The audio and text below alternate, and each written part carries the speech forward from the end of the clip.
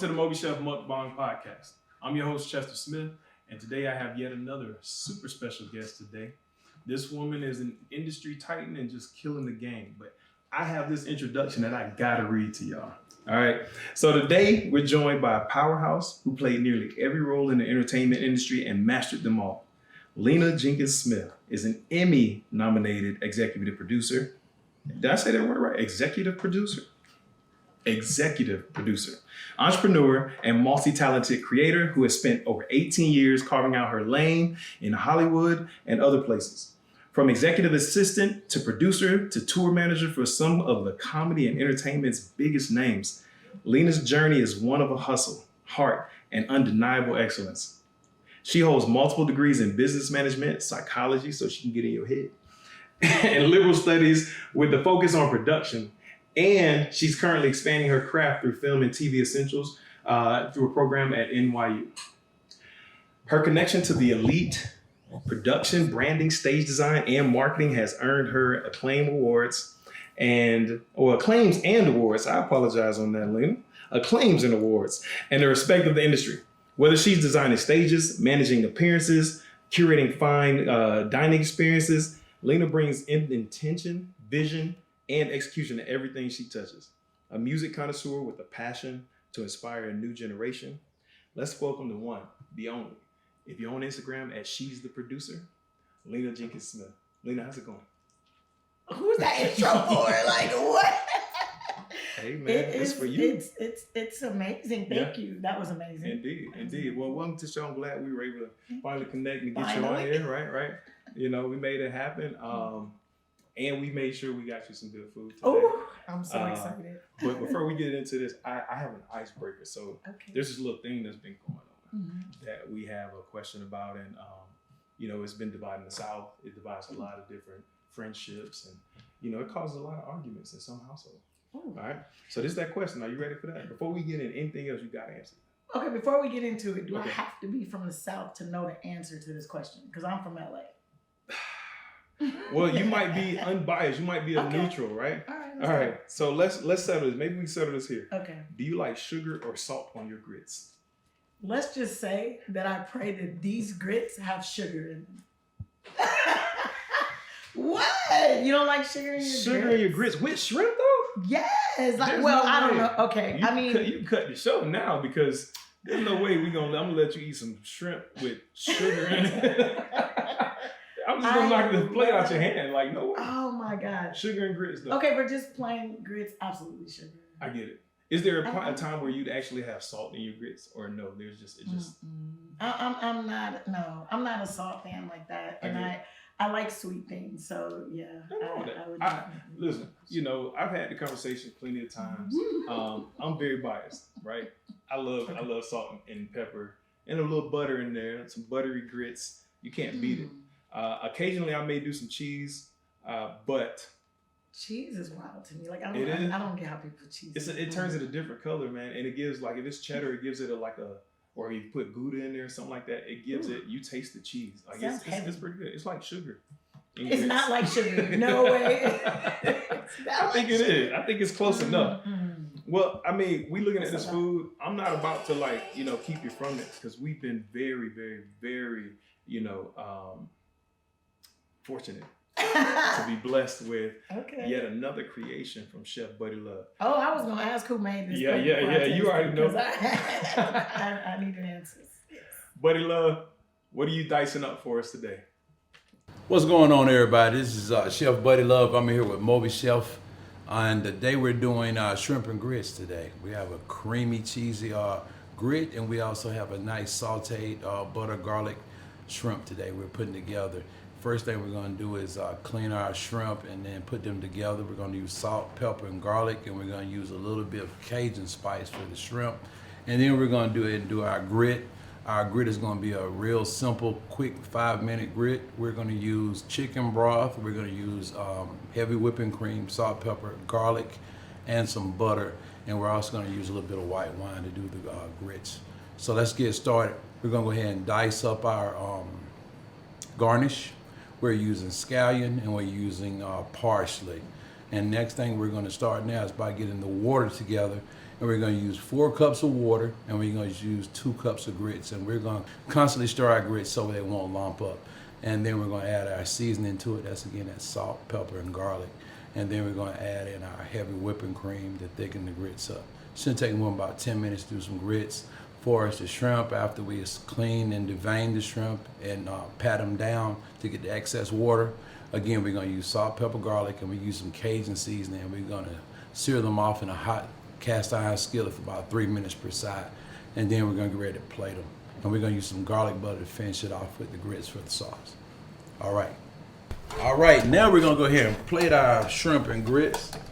Go ahead and ladle off a little thing of grit here. I like my grits thick and creamy, cheesy here. Here we go.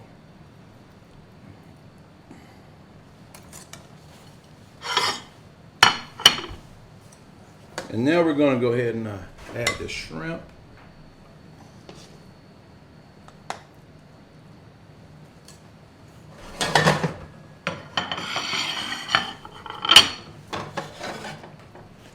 And these are real nice size, what I call Argentine shrimp. These are extremely large shrimp here, so we're only going to add 3 shrimp to this right here.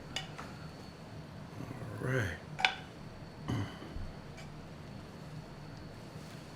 And then we're going to garnish a little brown butter here from the skillet.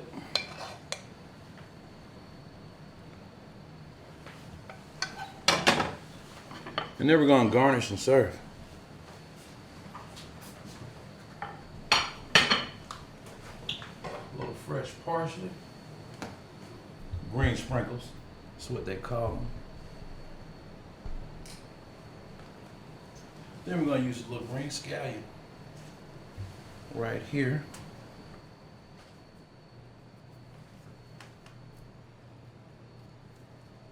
Then we're going to garnish off right here with a little bit of microgreen just to give it that chefy, pretty, extra dollar look there. Here we go. And here you go. Shrimp and grits. You can find me at MobiChefOfficial.com. That's Chef Buddy Love. Hey, thanks for that, man. I appreciate it. We're excited to try some shrimp and grits. Can I get that right? Shrimp and grits. We gonna get some. We gonna get that right. Grits. I think I was trying to think about sugar, and I messed up in the head. Because it's gonna get to you. You gonna fall for it one day. Sugar is diabetes. Oh my god! Like not that much. It's just a little. Just sweet. You do a little salt base. You do a little salt base sprinkle. It might be doable. I mean, I don't know. I like cream of wheat, and I like. Oh, I love cream of wheat, but you don't put salt in that. Hell no. Okay. No, there's no way. Like that's what I would. That's where to me, this if I want that. If I want, but if I want sugar in it in something, in an oat or something, I'm gonna put it in oatmeal or cream of wheat, but not in grits. Grits is the savory version of cream of wheat. Cream of wheat. Oh, I've never heard it described like that. I mean, I've had this argument long enough to like at least if I'm trying to convince somebody to try it my way. What do the majority of people say? It's actually been salt that they prefer. Now we've had an incident on camera before where somebody just want to argue me down about the sugar in their grits, man. I mean, we just talked it out. We got to a point where we gonna have to try it, But yeah, I think it worked out good. I think we'll be all right. All right. I'm sticking to it. I'm sticking to it. Okay. Well, that's cool. Sugar in my grits. I ain't gonna knock it. It's not in this today, so I don't want to disappoint you. I'd rather have sugar in my grits than my tank, but Yeah, but we got shrimp today. So we got shrimp with a little gouda cheese in there. All right, let's see. Okay. Yeah, so we're going to try it out. I have never had grits with cheese. Yeah? What? Like never? First time for everything. Am I going to like it? Yeah, I think so. Because my mom had shrimp and grits one time at a brunch that we hosted through MobiChef. Does your mom like sugar in her grits? No, not at all. Oh, well then. She's real southern. Okay, real southern. I mean, yeah, so we're going to see. I always have to smell anything before I tasted it. Probably. But what are you tasting? I taste some cream in there. It's real creamy on the inside once you get out past the first layer of it. It needs some sugar. Ain't no way. I can't let you do that on this show. We're not doing that. We cannot do that. It's good, but if it was sweet, I need you to my imagine it. God. Maybe It's because I didn't taste it with the shrimp. Imagine it. We'll try the shrimp. That Try the has shrimp. shrimp. Let's see. I mean, we got to go with the female Okay, now. yeah, because I can't do shrimp with a You fork. can't fork that one. You know. Oh, Okay. that's not sweet at all. Together. It's Now you not gotta sweet grab. at all. Now you gotta grab a little. And together. Go back to back like that, huh? Try it. Yeah. Together is good. It's Okay. really good. As you say, fire. Fire and Fire. saucy. But, I'm not mad that's at that. good. Okay, Chef Buddy love this So thing. I need you to rate your dish. What's the scale? 1 to 10? 1 5? I mean, it's either good. I don't want to do a 1 to 10. Okay. I'd rather say Oh, okay. it's like really. It's either really It's good excellent. or not. It's really Yeah. good. Yeah. It's really good. Yes. Okay. It's really good. Okay. Good deal. MobiChef don't never miss though. Like, So that's the rating. That's how you want to rate your dish. Huh? yeah. That's what you're gonna give it. Well, there you have it, folks. What did you call it? What was your rating? Excellent. Excellent. Your rating was excellent. Outstanding. All right. Well, Outstanding. All that. I do want to try some drinks though. So I want to ask Chef Lo, who actually is also our mixologist. Come on, Chef Lo.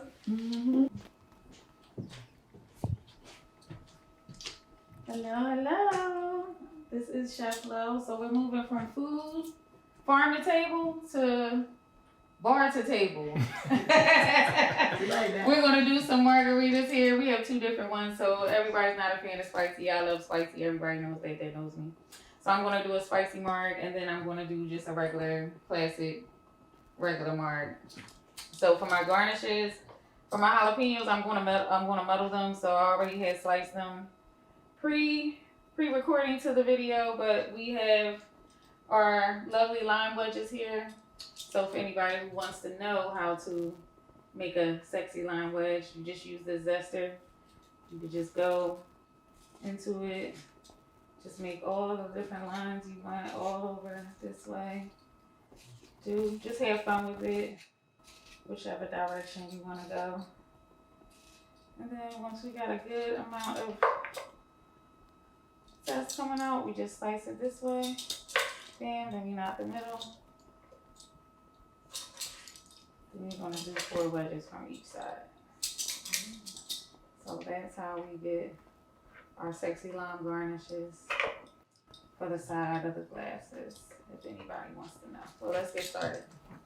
So we're gonna do some lime juice here.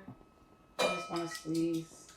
I don't have a citrus squeeze, so my hands are clean. Leave me alone, don't say nothing. I'm gonna do that there. And we're gonna get the other half. Squeeze that in there. Spicy drinks. Now we're gonna just do the regular classic one first, and then we'll do the spicy one later. Don't make it sound like it's all boring. I like to use agave with mine, and the tequila we're gonna use today is gonna be the Los Tres Tonos. It is 100% agave. It's not really that high alcohol. It's 38%, but that's fine. We take what we can get. You have enough of them, you'll feel it. And then, so it's gonna be it's 100% agave. Has like earthy notes to the palate. Very smooth finish on the end. If you want to try a new tequila, come outside the Casamigos and Don Julio, and because y'all don't really know nothing about no tequila. Y'all just drink what everybody else drinks. Is that a vegan drink? It's vegan. So we're gonna do 2 ounces of that. We put our agave in our lime juice.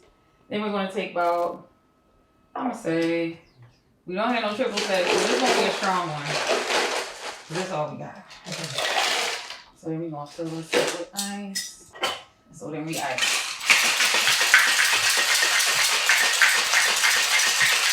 Make that work. And for our rim, we'll just do a little right here. We're not gonna do a serious rim. Just do a little salt rim here. Salt, there you go. Yeah. I need that. For the non-spicy people. I got some part of the glass.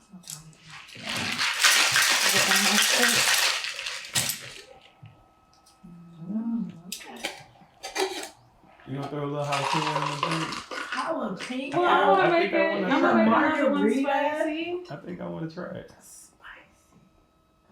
Oh, Okay, Then we take our zest. Top our margarita with our zest there. That's the spicy one? That is the regular one. Yeah, that's a little red. Now spicy, we gonna get sexy with the spicy. So we gonna do about, Look like that hurt. I'm gonna do about 5. Do as many as you like. I don't like it super sweet. This one's for me, so mind your business. I don't like all that.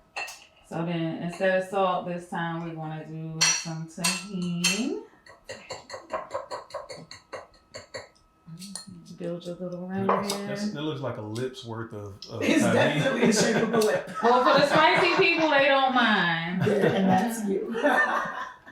So all our wedges that we cut, we don't need them, so we're gonna juice those. And then we're gonna muddle them as well with the rest. Tell the audience what muddling is. Muddle is, we're just releasing the oils from the fruit into the cocktail. So you wanna get muddlers, look something like this. They sell them everywhere. Dollar Tree probably, I don't know. I don't look at it when I go in there, but you wanna muddle it real good if you want a good amount of spice. I think The muddler. if you use The that muddler. word, The muddler. if you just say that word, this is a muddler. Right. You might automatically gain credibility Like, in the you space know that what you're you're talking talking about. about. You and your I muddler. use a 2 muddler. Do you? Alright, ice this time. And go. Get a nice shake.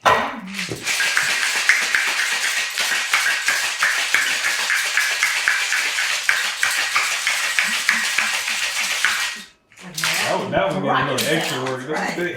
thick. That I was appreciate getting a her for little extra using work. the orange solo cup and not the red. Now, one. from all the muddle, I know when I drink a cocktail, I'm using the muddle stuff. I don't like to taste the pulp. It's just getting in the way of my alcohol. So we're gonna double strain. We're just gonna double strain all that pulp out right over Looks like a into lemon. the ice. Yeah. Look, perfect pour. Wow. Oh, your drink will be spicy.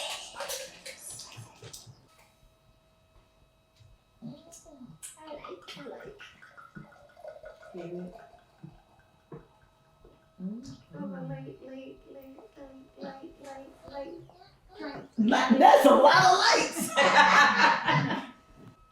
You good? I'm You fine. grab our Yeah. Oh, thank you. You got it. Salute. Thank you. How'd you find my glass? I'll never tell. My kids gave me this for Mother's Day. Nice, pretty bling bow. You know, like I like things. it. I like it. It looks pretty cool. I mean, you have a lot of bling from what I've seen. I'm even wearing Blick status. Yeah, I see that. Don't play with it. Okay, Can't all do right. Okay, so cool. All right, so we got our drinks here. That's I had one that was a little spicy made for me. But let's try them out and see. I want to get your reaction on your Stella Rosa. Okay. You know, the Stella Rosa Black. So cheers. cheers. Yeah. Go up, get that. I want to make sure I get all of it. Got a drink. That's very good. I'm not really a drinker, but this is amazing. I love Stella Rosa Black on occasion. Stella Rosa. Lena Jenkins-Smith says she loves it. So how about it? Yeah. Yeah. So what are you tasting? What are the flavors in there? Because I probably had that drink one time, but I figured you may be a bigger wine drinker. First of all, I just said I wasn't a beer wine drinker. No, but no, I taste like it feels like blackberry and I think strawberry, raspberry, something like that. Just like a very berry, Very. You heard And that. it's You caught very, me right. very Berry, sweet. berry guy. It's very sweet. I love sweet. Yeah. So it's very sweet, and it just it has a little bit of what do you call it?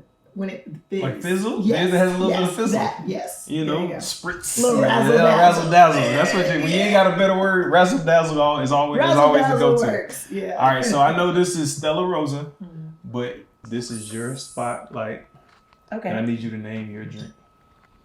All right, let me do something just to make it a little different because it won't just go. Oh, she just took Stella Rosa. Okay. You can have it back. Put it right there. I'm good. All right, let me tell you. What you guys good? Yeah. It's better Glitz with and glam. Glitz and glam. Glitz and glam. There you have it, folks. Glitz and glam. There you have it. Lincoln Jenkins. I've had too much glitz and glam. Apparently. You must have some glitz and glam earlier too. Lena Jenkins-Smith says glitz and glam for the Stella Rosa. Yeah. I think they might need to give you a personalized bottle or something that Period. says glitz Drop and a glam. lime in it. Yeah. Glitz, that would be nice. You Stella hear that, Rosa, Stella you have Rosa? 24 hours to respond. Yes. All right. So let's get back into it. I got a couple of questions I need to ask you. Okay. All right. You told me about your sugar and grits. I'm going to still keep you on the show just because. All right. Okay. I won't judge you. But Don't judge. Don't judge. All right. So, all right, you start out as an actress and evolve. Mm-hmm. Yeah. Huh? You got the wrong cue card. Did they do? That ain't you? Actress. Where- What did I act in? I swear I thought you were in a movie. I was in Poetic Justice though, but I was an extra. You started out as an actress Oh. because you were acting. I was walking back and forth. I was in the scene with Q-Tip and Janet Jackson when they were in the drive-in. What? I had on an orange and pink Reebok outfit. Okay. And it was during the time of the riots, the Rodney King riots. We were stuck in Simi Valley under curfew. That was a very interesting story. So funny that you bring that up. Yeah. If extras, I mean, are you were most on there, definitely- and I mean, you got a credit somewhere. Maybe not. If you didn't, who knows? Somebody told somebody I was in. They saw my uncle real good. Like, he was in the scene real good. I was like one of the ones where you got to stop, pause, rewind. Yeah, like, you got to go and zoom see. in. I got you. I understand. But I had fun. It was a great experience, and it actually taught me a lot about production because we had to do that same scene probably 20 times over. I got you. So yeah, it taught me a lot, and I realized, hey, that's my passion. So who kept messing up? Or did they just want I different don't know if shots? I should tell that. I think you should. So John Singleton was a little agitated, of course, because one of the cam ops kept watching. I mean, for very good reason though. He just kept watching his. He had like a, what do you call it? It's like a transistor TV, like the little TVs with the thing. He kept watching With it because he was trying to tune into the verdict on the riots. So he was very distracted. Yeah. So he's like, yeah. So it actually was like one of the cam ops. I hate Bless it. Yeah. So, despite your, short acting career, very brief acting career, let's talk about how you got into producing. What got you on that side? What made you? What did you see? What did you experience that said, I want to be a producer? I would say the very first time that I really knew I wanted to do anything like that, was probably being on that set. And I was like, wow, just seeing so many people in a large mass just working together and things were moving. It was a beautiful thing. I was just like, wow. And it didn't even bother me that I was like 12 hours on the set and was getting paid $75. It was like, this is an experience that most people can only dream of, and being on a set.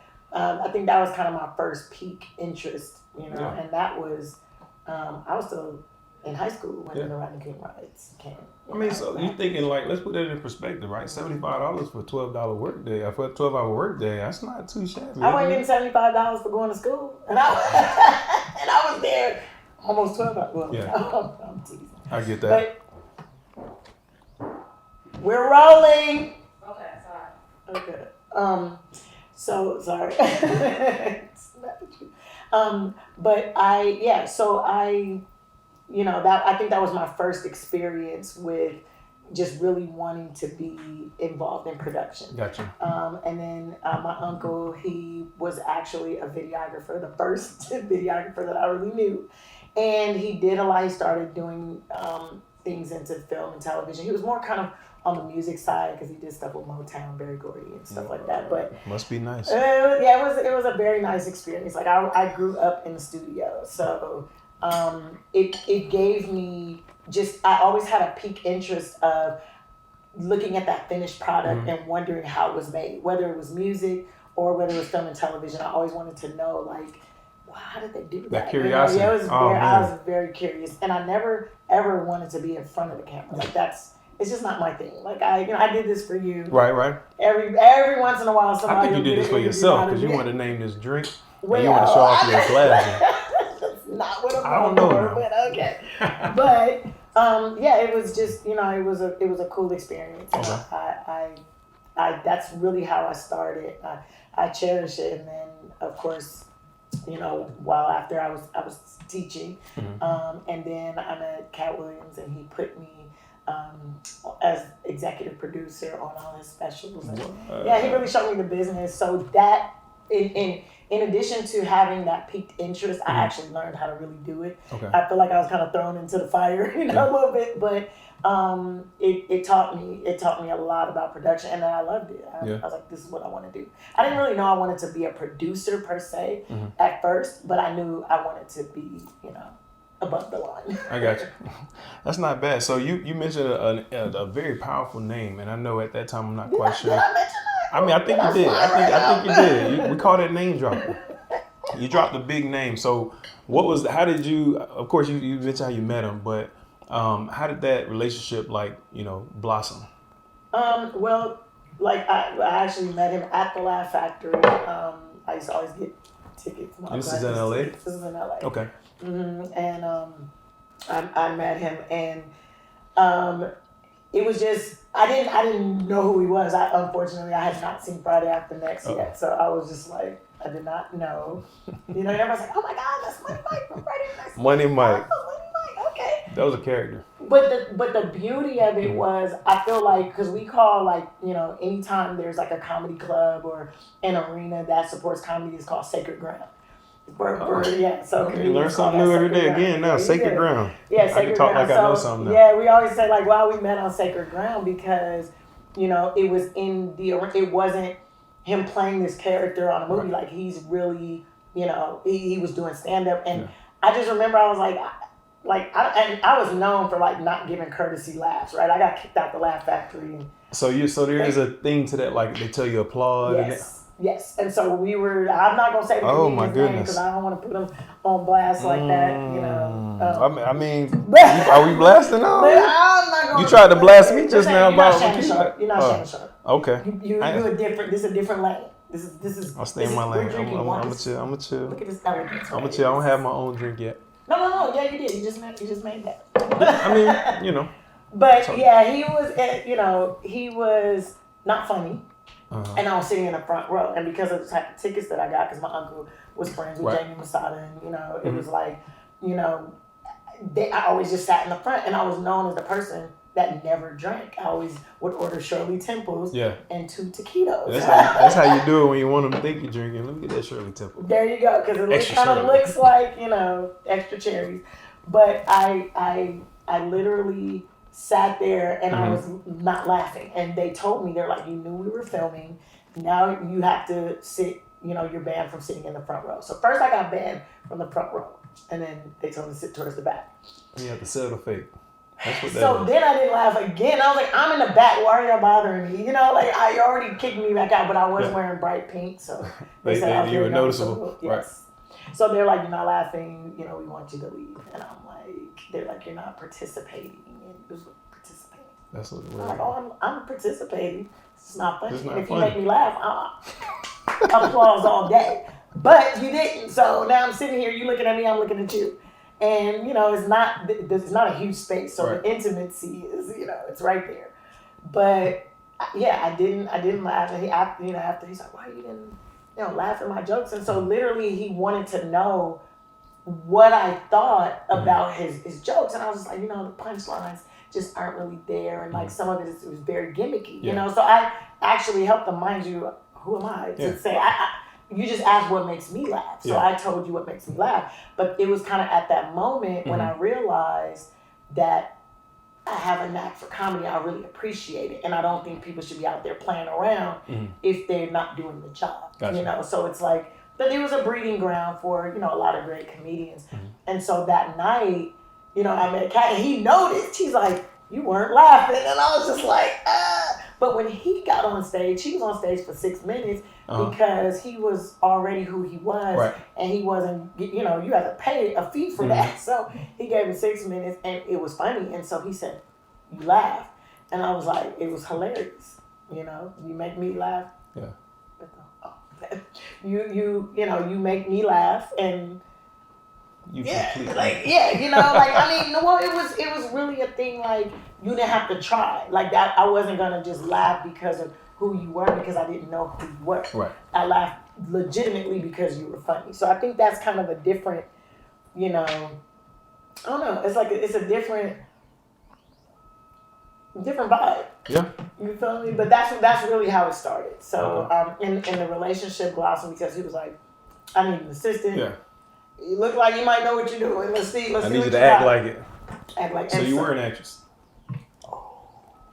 And the Emmy goes too.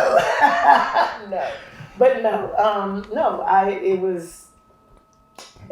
really could do the job, and I did the job, and I earned my accolades, and I worked very hard. That was the thing. Like it was a lot of grassroots things we were doing, and I put the time in, I put the work in. Yeah. So yeah. Ain't nothing wrong with putting the work in. Everybody want to be successful. Nobody willing to put the work in. I mean, I got to turn into some more food, man. I'm just captivated by this story. He's telling me about his comedic. I got another question about that. Okay. The comedian that you didn't laugh at. What are they doing now? Probably not getting laughed at. Yeah, they're not getting laughed at no more. I can't say it because if I say it, they'll know exactly. Yeah, of course. I mean, we know certain comedians started out in certain places, and if you wanted to make it big, you had to start at the Laugh Factory. That's really where you started at. Yeah, they may but still now be it's out like, the Laugh Factory. I got it. Sure. So you still? Be there. Oh wow. You ain't made it out the Laugh Factory, buddy. You ain't made it out the Laugh Factory. Damn. All right, so we're still eating food, right? Yes. We talked about Katt. I love his specials, all of them. And I have to go rewatch them. And I'm going to watch Poetic Justice just to stop and hit pause and watch Q-Tip. As soon as I see Q-Tip and Jay Jackson. He was like, give me some jujubes and some I'm looking for the orange, man. I promise you, I'm going to do it. No, orange and pink. Indeed. So I want to pivot a little bit. Let's get into food and like fine dining. So you've been on countless numbers of sets as a producer. You've met countless numbers of people. And I'm pretty sure you've hosted events at home. All the time. So which one would you think is the best? Like, tell me about the best meal you've had on set, one. And then two, would you rather eat in a restaurant or eat at home and have a chef prepared meal at home? Oh, okay, that's easy. Can you First tell question. Food makes me smile. I see. I see. Food is definitely my love language. Okay. Is that a love language? I heard there were 5, but I guess food is one. You're gonna throw 6 in there? Too many of them are. Yeah, I don't it's know. all good. I always just hear it. I get that.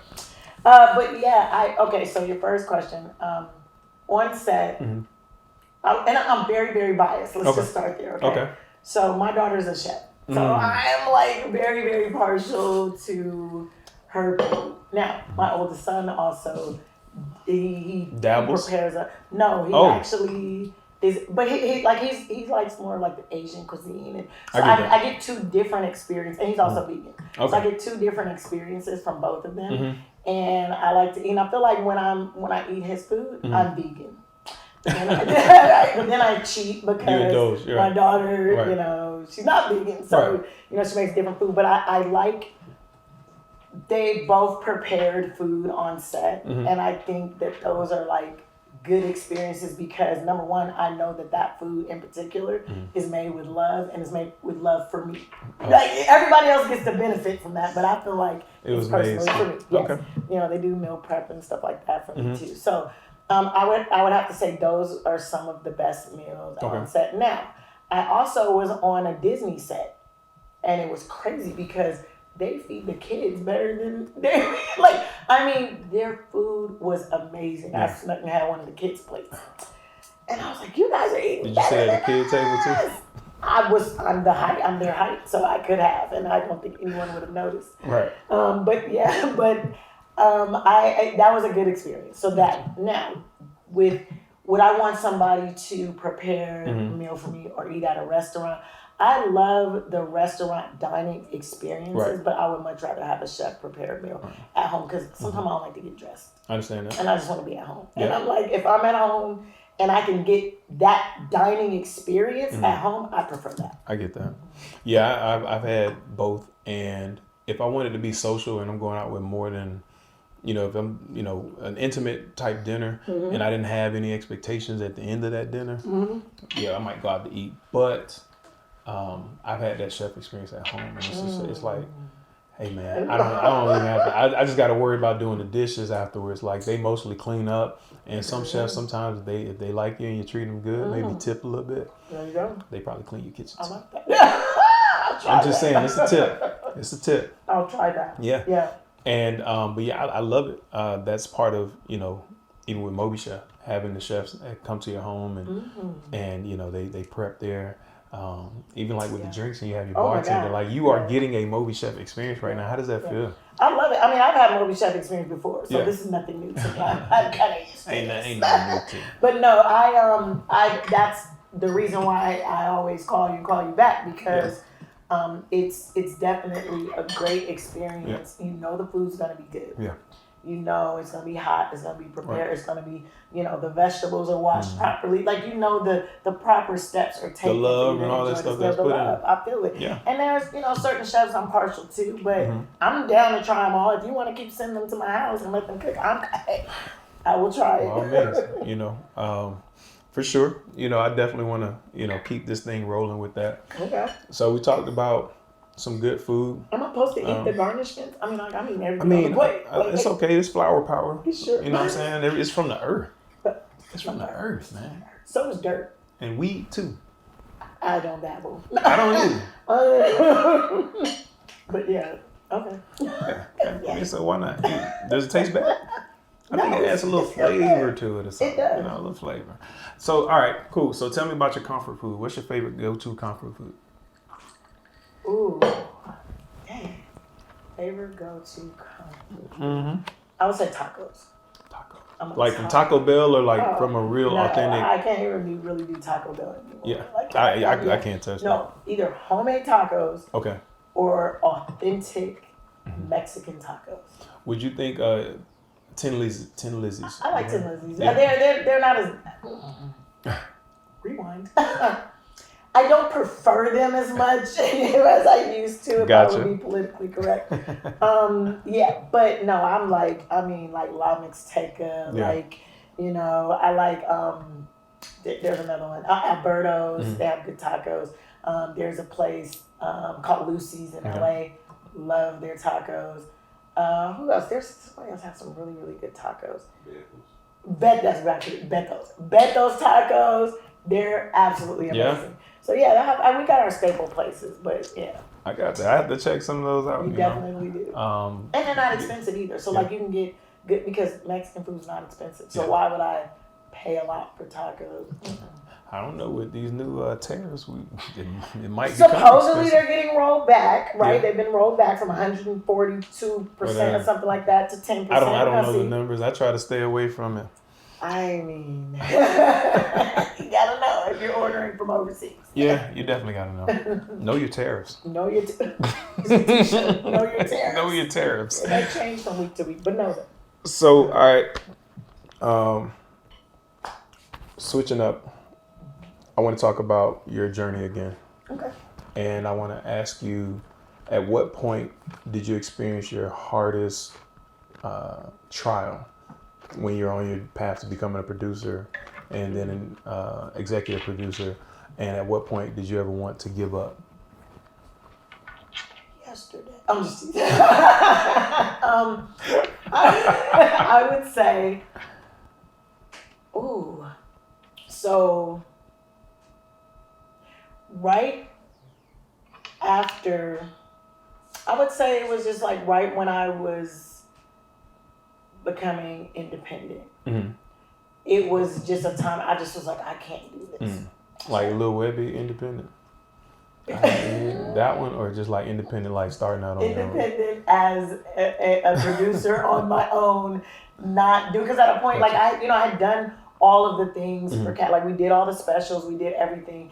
And it was like, there's a point where you either have to prove yourself in the business, right? And decide like, what are you going to do? You could do this all day long because it's kind of being handed to you, and you can, and yes, you're working very hard for it, but it would not be possible if this person didn't move all the chess pieces. Gotcha. So it becomes, well, is my value really because I'm doing the job and I know the job intimately?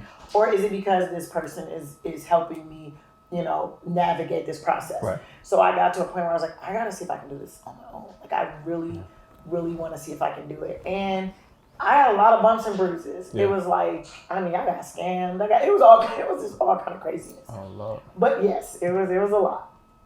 But I wanted to quit. I was like, I can't do this. I'll just go back to, I was making really good money on a regular job. And I was like, I'll just go back and do that because it's safe.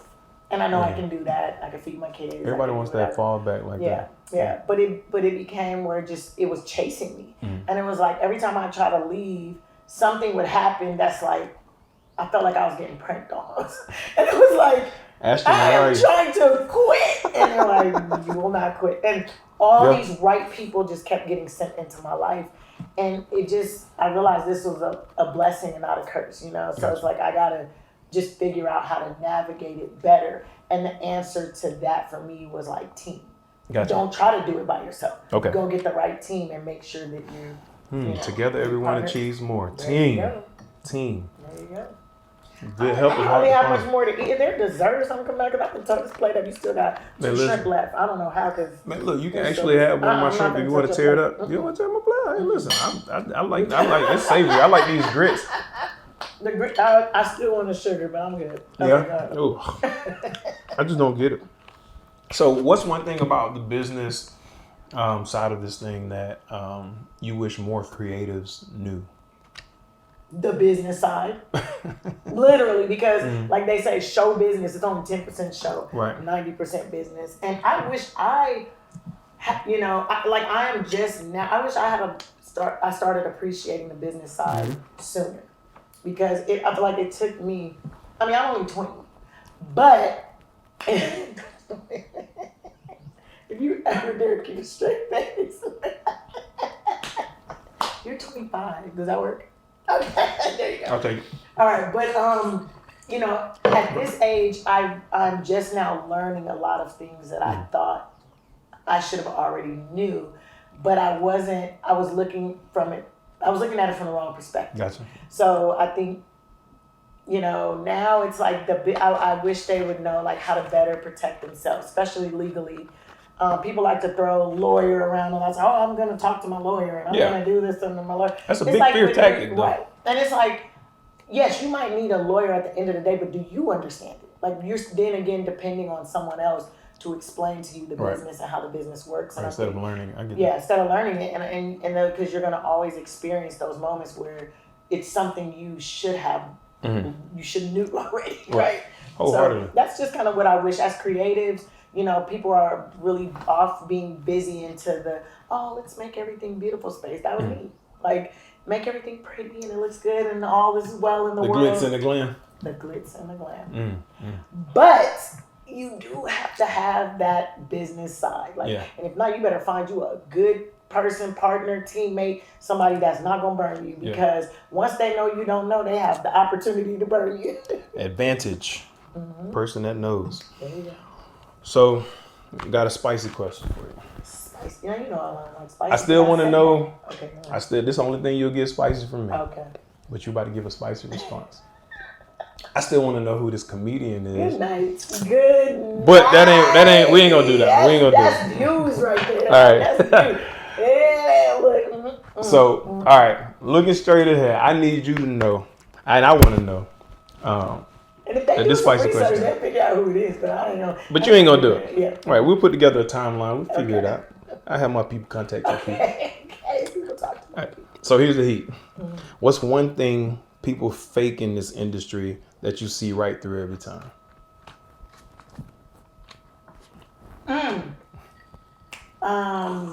Status. People always, when I tell you the business cards that I see that say producer, writer, director, actor, investor, that is one thing that is like, I get it, you do 10 things, but what do you do well? I just need to know the things you do well because I don't care about the other stuff like that. What are you most passionate about? What are you good at? I think people fake especially here in Atlanta. Like, even more so than LA. Like Down LA, here in Atlanta. Oh my God. Like in LA, people just are what they are. They are really that bougie because they really drive that car and they live in that house. Yeah. And they have that amount in their bank account. So they are that bougie. Right. Here, you think they're that bougie and it's like... You're going home to a 1-bedroom apartment with just a comforter on the floor and a pillow. I ain't taking those shots. If that's you, and I'm not taking struggle. those shots, but you know if it's you. Because at the end of the day, if you're going to be a mentor to me, or if you're going to be someone that I should aspire to and look up to, I've done well on my own. Right. So if I introduce someone else, I kind of gotta have to look up to you. Right. If you're coming to me with like, oh, I can do this and do that, show me. And show me that you did it for you first. Because why would you do it for me before you do it for yourself? So it's crazy. So a couple things. One, the business card thing. The slash. I call it the slashes thing. I used to see that there was this big time in this wave of where everybody was a CEO. And still is. Everybody's a CEO. Not doing CEO just one. What's one? How many people in your company? Right, one. Then you're everything. You're everything. And there's nothing wrong with that. And it's great to aspire. But are you really carrying yourself as a chief executive officer? Are you doing those things? Are you doing that? Are you just a founder? You know, or are you just a business owner? Hey, I own a business, but I'm not doing anything with it. I've faced those challenges, but I refuse to put CEO on a card. Like, I refuse. if you're not doing the real work, right. Why? And it's not because I'm not doing the work, but it's more so, hey, I'm more so a founder. I'm a visionary. I can be a CVO, Chief Visionary Officer. I'll be that. Right. You know, I could be that. CVO. You know, okay. I do know how to operate a company, but you know, I have the role you like of the a creative CEO. Side Yeah, I do. But I like the moving the company forward is the CEO's position, and of course I execute that. But and real I'm CEOs, not a lot of them are not riding around like I'm the CEO. Why? Because they know they are doing grunt work sometimes. If you're a boss, you don't have to always say that I'm a boss. I got it. There you go. Good deal with. And you don't want people asking you to borrow money either. And the other part to that is about income, right? Somebody that makes $50,000 a year can't teach you how to make $50,001. There's no way they could teach you how to do it outside of giving you $1 out of it, because they haven't done it yet. So how can they teach you how to make more money than them? Now I get it. You can be wise beyond your years. You can have, you know, that knowledge. You can be a professor, a college professor, but it's hard to say, hey, professor, I know that you only make a certain amount of money. How are you going to teach me to make 100K when you haven't shown me that you can make 100K, sir? There you go. It's hard to bite and believe that. Yeah. But I do take the knowledge. You learn from people. And again, I say you learn something new every day, B. That part. But 9 out of 10, I listen to you long term? Probably not. Yeah. I feel that. So how do you balance the demand of producing with protecting your peace? Because I know this industry pulls and pushes you and just, you know, test your character, but also helps you build character by testing your character. So how do you protect your peace in this industry? It's very difficult. You know, it's being a producer, being in entertainment in general, like it's a lonely career because a lot of things you're doing on your own, especially if you're trying to protect your creativity. You know, you don't want everybody around infusing their stuff into your creativity or infiltrating, making it very difficult, almost impossible to do what it is you have to do. So, you know, you move in stealth a lot, but you know, if you have the right team and the right people around you, that is protection for your peace. And, you know, I'm the type, I keep my circle small. Nipsey said it best. Circle getting smaller, everybody can't go, right? Everybody can't go. So, I do think, you know, that it makes it where you have to stay in prayer.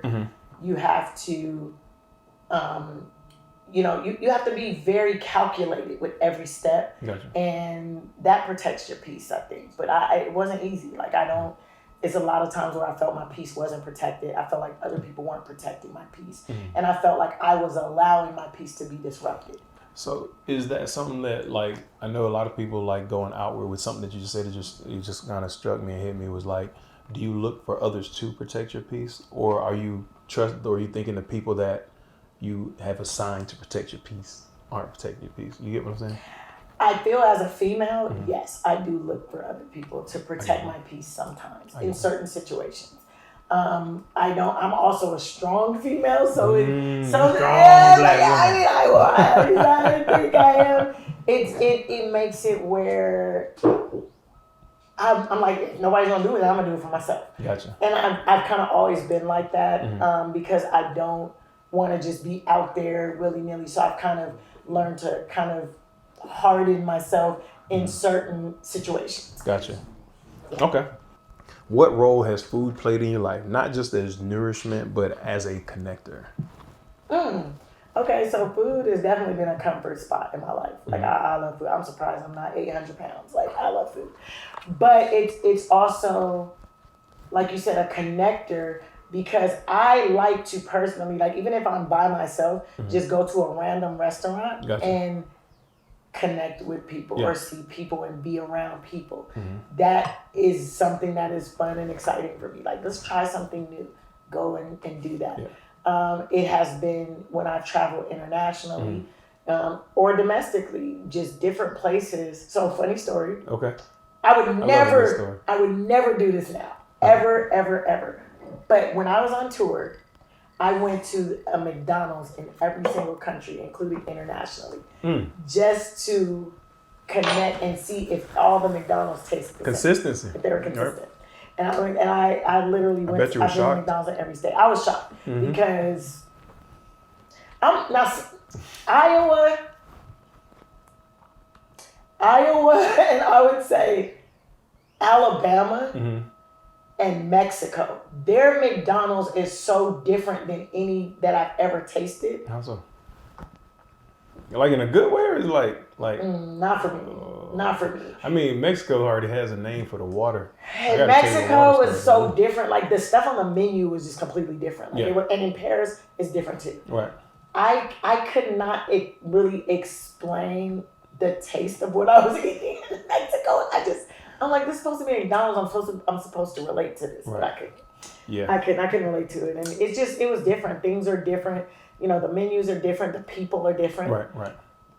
All of a sudden, like I said, even in Alabama, they were friendly. I just didn't. Some of the McDonald's I went to, they just weren't the same. I understand that. But all of the southern ones that I've been to, like people super friendly. Yeah. Super friendly, and it was just different. LA is on a different wave too because I think they're going organic or something like that. It's LA folks out there, they McDonald's is not organic. Like that's just not why you go there. Yeah. But California has its health challenges anyway. You're just out there and you can be exposed, catch cancer when you're out there. So they give you different health warnings, you know, but they are making some different strides and things. I don't know if that's a whole nother continent. I don't know what's in Cali.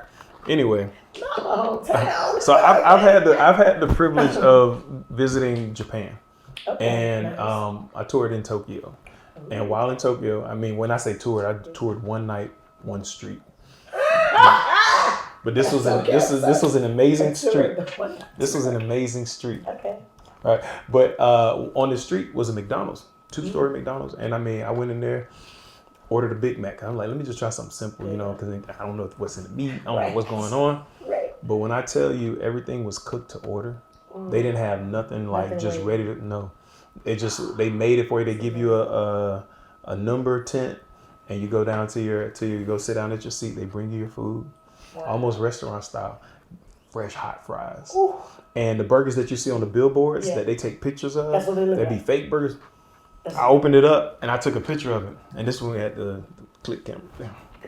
The box ones, you know what I'm talking about? Yes. Yeah, you take the. You have to turn the whole thing and get your pictures back. Yeah, and then you don't get the camera back. You just get the roll. Right. Disposable cameras as well. Yes. So I loved it so much though. I had to take a picture of it, and when I bit into it, I was just like, there was no lettuce hanging off. There's nothing in the box. It was just. You know why?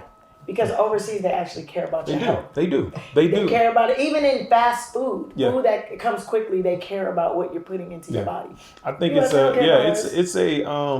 a cultural thing for sure. Yeah. Especially in Japan, man. Those people I love Japanese people. They're very family bound. They're caring. Respectful. Oh my God. Honor. Yeah. All of that. Respect, they have integrity, everything. All the good stuff.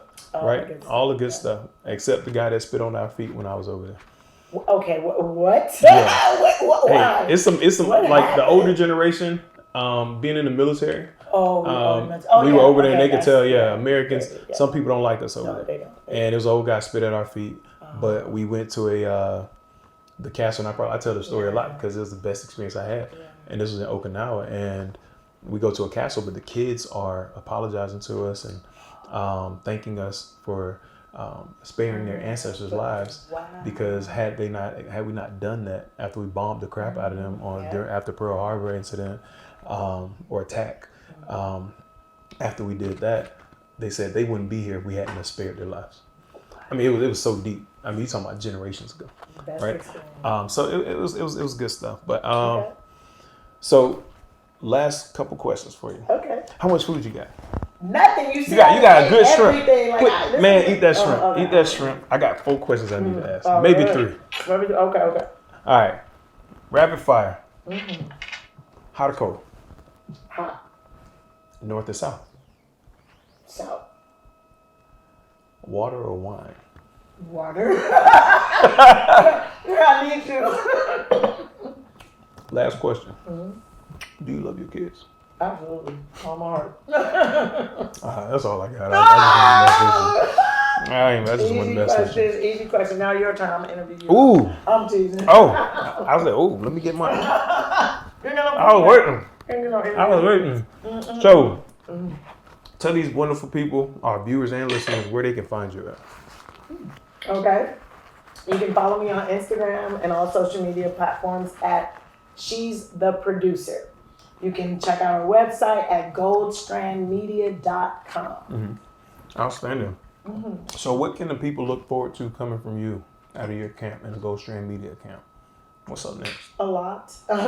Well, right now we're actually working on one of Katt's projects. Hopefully it'll be out by the time this airs. We're working on that. It's super exciting. But we are doing a lot of just a lot, like my favorite of all time things to film is things that are in the YA space, young adults.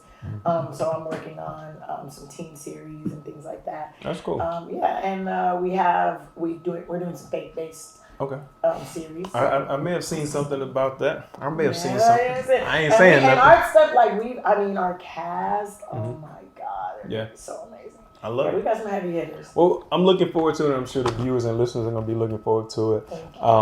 But unfortunately, Lena, the time on MobiChef Mukbang is up. How do we do? At least I ate all my food. I mean, I think you did. You're the second person. Maybe I want to say third if you count me. We had another guest, an actress. I love Gail. Gail came on, and that steak that she had, she tore it up. She tore it up. Listen, because when it's good, it's good. Why am I pretending like I don't eat like this all the time? At MobiChef, man, you know, we tend to spoil people. I'm very spoiled. From the rooter to everybody that's around us, you know, ain't no shoot like a MobiChef shoot, right. and we always do that. And ain't no booking like a MobiChef booking. So all of you viewers and listeners out there, if you have a special occasion or even an intimate, dinner that you want to plan for that loved one, or even if you're getting divorced and you want to celebrate that, I don't know why you would. Divorce party. I don't know who does that, crazy. But you need a chef or you need a bartender or you need both. Go ahead over to MobiChefOfficial.com and book your chef today. Don't wait. Today. All right, guys. Well, that's it. We love you. Thank you for watching. Thank you for listening. See you soon. Thanks, Justin. Indeed.